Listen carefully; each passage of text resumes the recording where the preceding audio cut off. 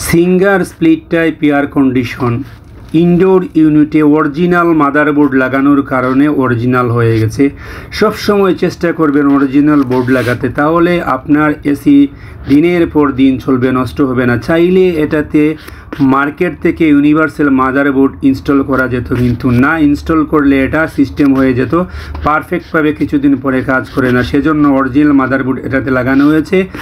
তো আমি আরেকটা সাজেস্ট করব, যারা মাদারবোর্ড খোলার পরে কানেকশন ভুলে যান তাদেরকে সাজেস্ট করব আপনারা মাদারবোর্ডের ছবি তুলে নেবেন আগে মোবাইল ক্যামেরা দিয়ে, তাহলে আর ভুলবেন না।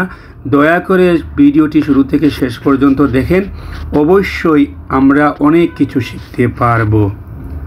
সিঙ্গারের 2 টন স্প্লিট এয়ার কন্ডিশন আর 22 নম্বর গ্যাসের এটা হচ্ছে। তো এটার প্রবলেম হচ্ছে ওটা যে কাজ করেছে সে এই সার্কিটটা খুলে নিয়ে নিয়েছে, অর্থাৎ এই পিভিসি বোর্ড এখানে যেটা ছিল, যে মেইন যে মাদারবোর্ড এটা যেটা ছিল এটা খুলে নিয়েছে।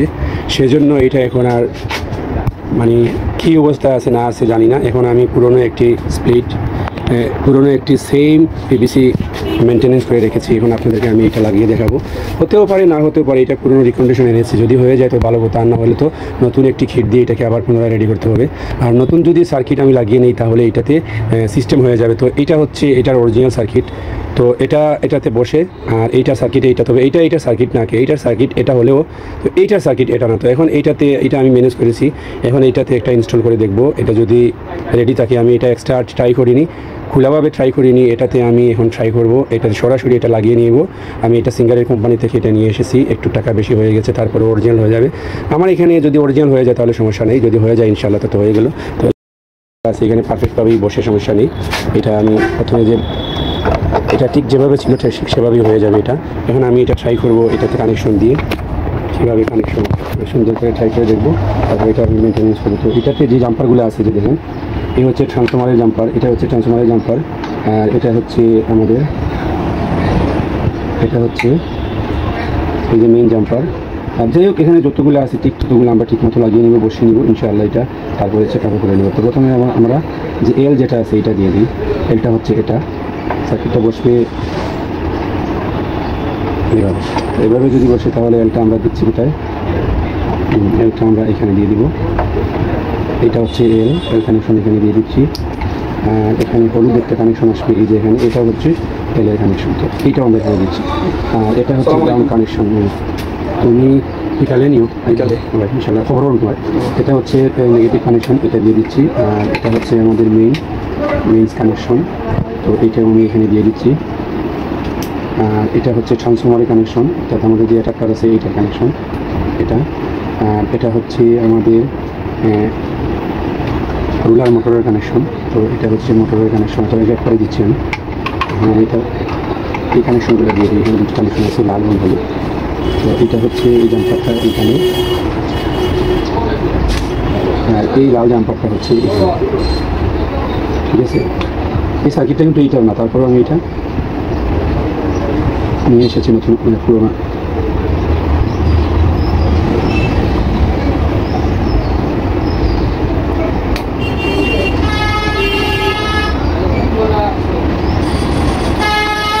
এই জাম্পারটা এখানে, আর বাকি আমাদের এটা আমরা এখন দিয়ে দিচ্ছি। আমাদের কানেকশন করা শেষ। এখন সেন্সারে বসবে, সেন্সারটা হচ্ছে সেন্সার হচ্ছে এটা, এখানে করে বসে নিচ্ছি সেন্সারটা কানেকশন দেবো। এখন আমাদের এই যে রুলার যেটা আছে এটা বসিয়ে নেবো। এটা সার্কিটটা আমি বসিয়ে নেব, কিন্তু বসতেছে কি না ইনশাআল্লাহ বসার ট্রাই করবো।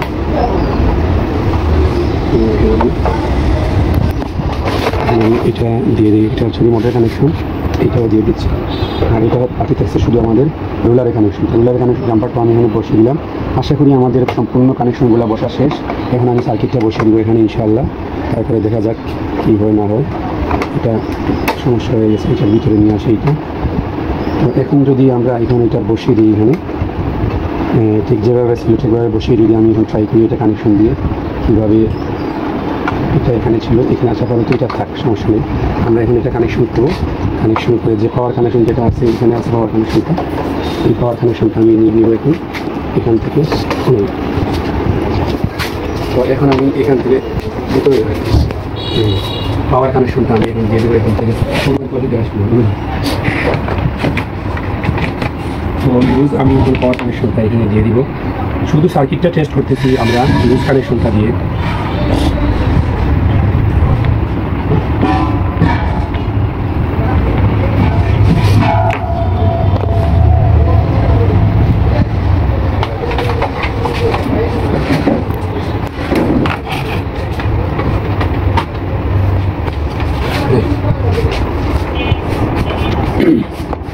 তো আমি এখন যে আমাদের কানেকশনের পাল্লা শেষ, এখন আমরা এটা লাগিয়ে নেব।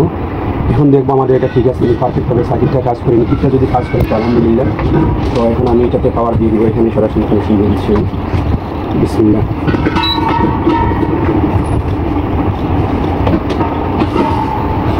তো এটা পাওয়ার চলে আসছে। তো এখন যদি আমি রিমোটে অন করে দিই তাহলে বোঝা যাবে কী হয়েছে কিনা।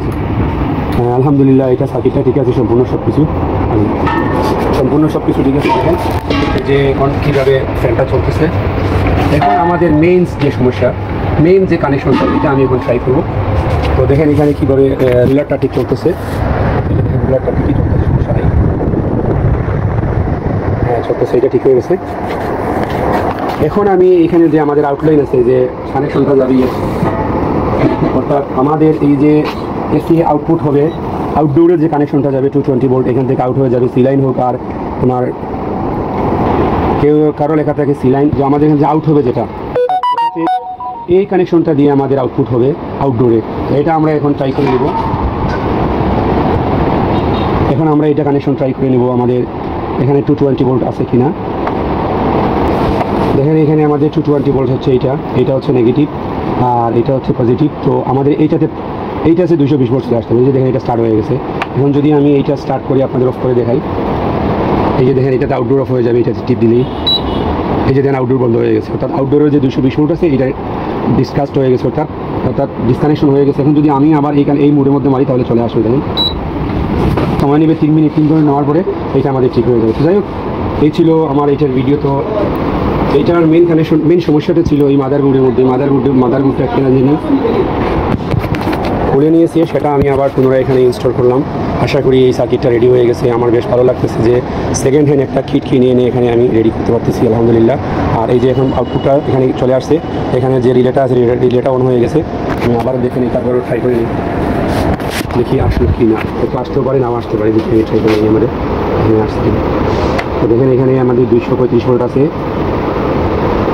না, 3 মিনিট সময় লাগবে এখানে আসতে হবে, মাস্ট 3 মিনিট সময় লাগবে এখানে আসতে হবে, 3 মিনিট সময় দিতেই হবে। যাই হোক, এটা আমাদের রেডি হয়ে গেছে, আউটডোরও চলে যাবে ইনশাল্লাহ। তো এই ছিল আজকের ভিডিও। আমি এটা এখন ফিটিংস করে নেব।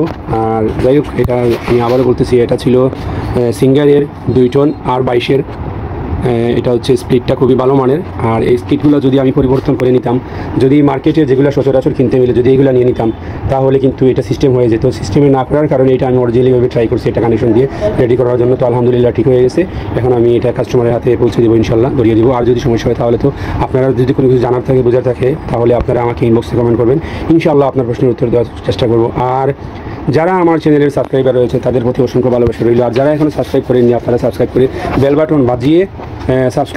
বাটন বাজিয়ে রাখবেন, যাতে এই ধরনের একটি ভালো ভিডিও দেওয়া মাত্র আপনারা সাথে সাথে পেয়ে যান, ভালো একটি ভিডিও দেওয়া মাত্র আপনারা এইভাবে পেয়ে যান। তো যাই হোক, ভালো থাকেন। এই ছিল আজকের ভিডিও, এটা সুন্দরভাবে চলতেছে।